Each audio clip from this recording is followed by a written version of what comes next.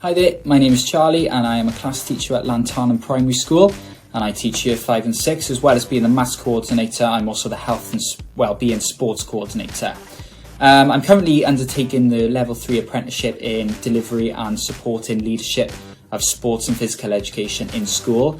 And the reason I chose to take on this course was because I was sort of thrusted into the position of sports coordinator, but really didn't have that sort of prior understanding and knowledge of what leadership in that role consists of.